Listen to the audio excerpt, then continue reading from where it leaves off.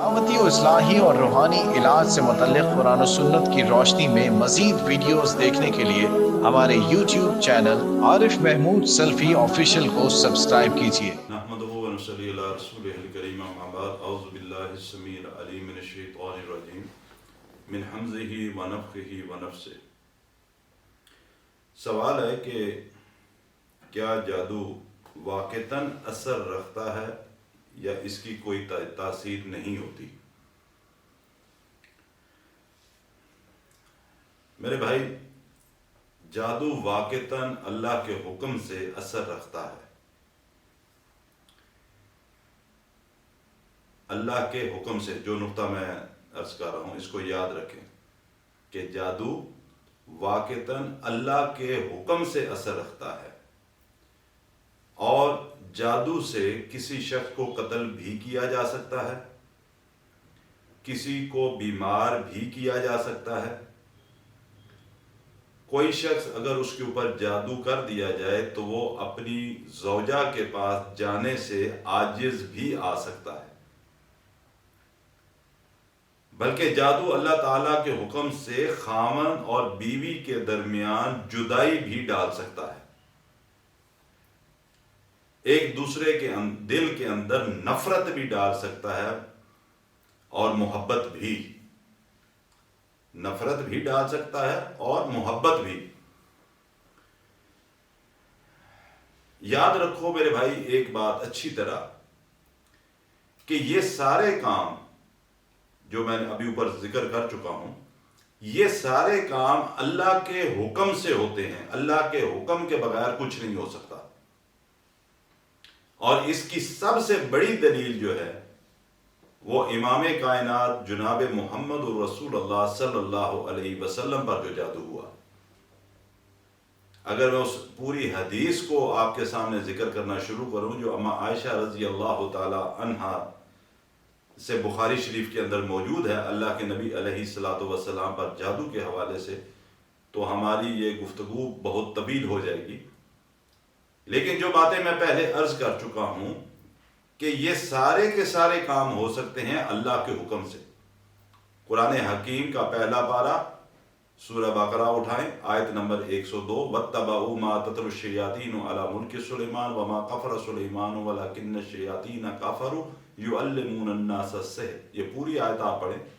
آگے چل کے اللہ سبحانہ و تعالیٰ کیا بات ارشاد فرما رہے ہیں؟ وَمَا هُمْ بِضَارِّينَ بِهِ مِنْ أَحَدٍ إِلَّا بِإِذْنِ اللَّهِ۔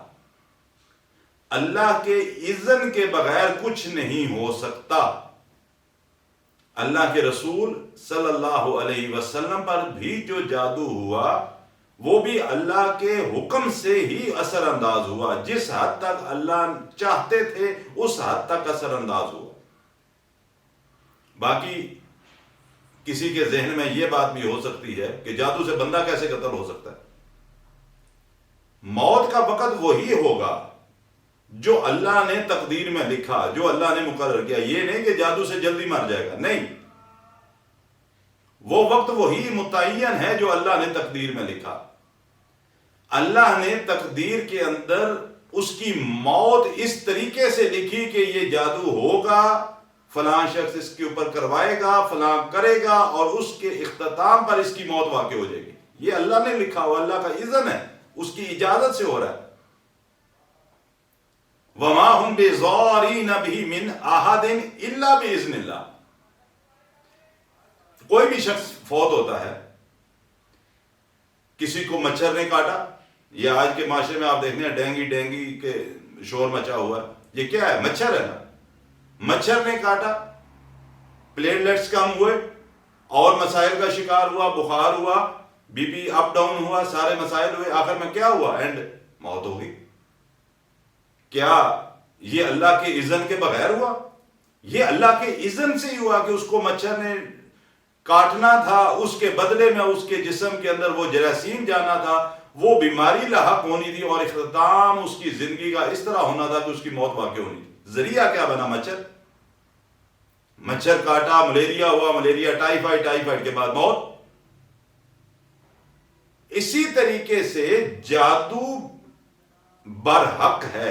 برحق سے مراد کہ یہ حقیقت پہ مبنی ہے، جو ہمارے معاشرے کے اندر کچھ لوگ کہتے ہیں نہیں جی نہیں ہم تو مانتے ہی نہیں ہیں، ہم تو اس کو تسلیم ہی نہیں کرتے، در حقیقت یہ دعویٰ کرنے والے لوگ قرآن و حدیث کی تعلیمات سے ناواقف ہیں۔ ان کو اس بات کا علم ہی نہیں کہ اللہ کی قرآن کے فرامین کیا ہیں، اللہ کے رسول صلی اللہ علیہ وسلم کی سیرت سے کیا ملتا ہے۔ آپ کا جو سوال تھا کہ کیا واقعتاً اثر کرتا ہے اور اس کی کوئی تاثیر بھی ہوتی ہے، اس بات میں کوئی شک شبہ نہیں۔ جو باتیں میں نے پہلے عرض کی ہیں کہ جادو سے موت بھی واقع ہو سکتی ہے، جادو سے انسان باہم زوجین کے تعلقات بھی متاثر ہو سکتے ہیں، جادو سے میاں بیوی کے درمیان طلاقیں تک ہو سکتی ہیں، جادو کے ذریعے خاوند اور بیوی کے دلوں کے اندر نفرت ایک دوسرے کے لیے ڈالی جا سکتی ہے، جادو کے ذریعے بیوی اور خاوند کے دل میں محبت بھی ڈالی جا سکتی ہے۔ محبت اب آپ کے ذہن میں آئے گا پھر تو اچھا کام ہے جی، بیوی کے دل میں خاوند کی، خاوند کے دل میں بیوی کی محبت۔ وہ جو طریقہ اختیار کیا جا رہا ہے وہ حرام طریقہ اختیار کیا جا رہا ہے۔ خاوند اور بیوی کے دل کے اندر محبت، معذرت کے ساتھ ایسے ایسے طریقے معاشرے کے اندر رائج ہو چکی ہیں کہ لڑکیوں کی شادی سے پہلے ان کے رشتہ دار خواتین ان کو سکھاتے ہیں کہ پہلی رات ہی تم نے خاوند کو یہ چیز پلانی ہے، ساری زندگی تیرا مرید بن کے رہے گا، تیرے قدموں کے نیچے ہاتھ رکھے گا۔ یہ طریقہ ہمارے معاشرے میں رائج ہے، میں وہ طریقہ بتانا نہیں چاہتا اس وقت۔ ہمارے معاشرے میں خواتین اپنے خاوندوں سے ناجائز مطالبات منوانے کی خاطر اپنی زندگی کے اندر خاوندوں کو اپنا غلام بنانے کی خاطر اپنی زندگی کے اندر خاوندوں کو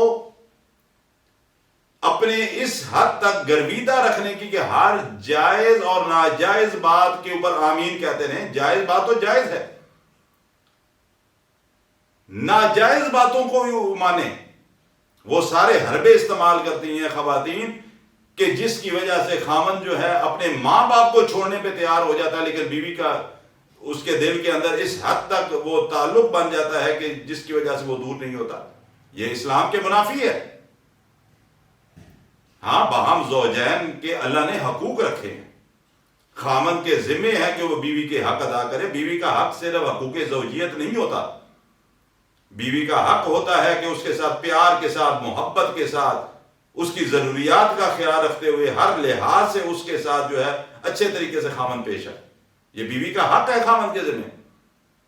اسی طرح خاوند کے حقوق اس کی بیوی کے ذمہ ہیں کہ بیوی کو چاہیے کہ اپنے خاوند کے وہ سارے کے سارے حقوق جو شریعت نے متعین کیے ہیں وہ پورے کے پورے ادا کرے، خاوند کے مال کی حفاظت کرے، خاوند کی اولاد کی حفاظت کرے، اپنے گھر میں خاوند کی مرضی کے بغیر جس بندے کو خاوند ناپسند کرتا ہے اس کو اپنے گھر میں نہ آنے دے۔ یہ اللہ نے لازم کیا بیوی کے۔ لیکن اس کا مطلب یہ ہرگز نہیں ہے کہ بیوی جو ہے کہے دن کو رات، تو خاوند بھی رات کہنا شروع کر دے۔ یہ کام اس وقت ہوتے ہیں کہ جس وقت خاوندوں پر بیویاں یا دوسری خواتین جو ہے وہ جادو کے ذریعے ان کو اپنے زیر اثر کرنے کی کوشش کرتی ہیں۔ اب تو اللہ معاف فرمائے، میرے پاس ایسے کئی واقعات آ چکے ہیں، سگی مائیں ہیں، سگی مائیں ہیں، یہ اس پچھلے ہفتے کی میں بات کر رہا ہوں، سگی مائیں ہیں جادو کرتی ہیں، سگی مائیں اپنی اولاد پہ جادو کر رہی ہیں۔ یہ حالت ہو چکا ہے ہمارا، اس معاشرے کا بگاڑ آپ دیکھیے۔ سگی ماں، بندہ سوچ بھی نہیں سکتا کہ سگی ماں جس نے اپنے بطن سے اس کو پیدا کیا وہ بھی جادو کرتی ہے۔ اس لیے میرے بھائی یاد رکھو یہ بات، جادو ایک حقیقت ہے، اور یہ جو ساری کیفیات مختصراً میں نے ذکر کی ہیں، یہ ساری چیزوں میں جادو اثر انداز ہو سکتا ہے۔ جادو کا سیکھنا، جادو کرنا، اس کا سیکھنا، اس کا سکھانا دین اسلام کے اندر حرام ہے، اور اندر اس بات میں کوئی اختلاف نہیں، اہل علم کے اندر، یاد رکھیں یہ بات، جو میں لفظ میں استعمال کرتا ہوں اس کو ذہن میں رکھا کریں، اہل علم کے اندر اس بات میں کوئی اختلاف نہیں کہ جادوگر کوئی بھی جادو سیکھنے اور اس عمل سے، یعنی جادو سیکھنے کے بعد دوسروں پہ جادو کرنے سے انسان اسلام سے خارج ہو جاتا ہے، کیونکہ وہ ایسے کفریہ کلمات ادا کرتا ہے جس کے ادا کرنے کے بعد اس کا اسلام سے تعلق نہیں رہتا۔ لہذا جو آپ کا سوال تھا کہ کیا جادو اثر انداز ہوتا ہے، اس کی کوئی حقیقت اور تاثیر بھی ہے، تو میں اس کی بالکل وضاحت کر دی کہ بالکل اس کی تاثیر بھی موجود ہے، اس کی حقیقت بھی موجود ہے، لیکن یاد رکھیں یہ سارا کچھ ہوتا ہے بِإِذْنِ اللہ، اللہ کے حکم سے، یہ نہیں کہ اللہ نہ چاہتا ہو اور جادو کے ذریعے کچھ ہو جائے، ایسا ممکن نہیں ہے، ایسا ہو ہی نہیں سکتا، یہ عقیدہ شریعت کے منافی ہے۔ جو بھی تکلیف آتی ہے اللہ کی طرف سے، جو پریشانی آتی ہے اللہ کی طرف سے، جو مصیبت، پریشانی، بیماری، تکالیف آتی ہیں اللہ کی طرف سے، اور جب تک اللہ نہیں چاہتے اس وقت تک اس چیزوں سے نجات بھی نہیں مل سکتی۔ یہ عقیدہ اپنا بچا کر رکھیں، اس عقیدے پر ہی قائم رہیں، لیکن بہرحال اس چیز کی حقیقت اور تاثیر موجود ہے۔ قرآن اور حدیث کی تعلیم یہی ہے، شریعت کی تعلیم یہی ہے۔ اللہ تعالی ہم سب کو اس سے محفوظ رکھے۔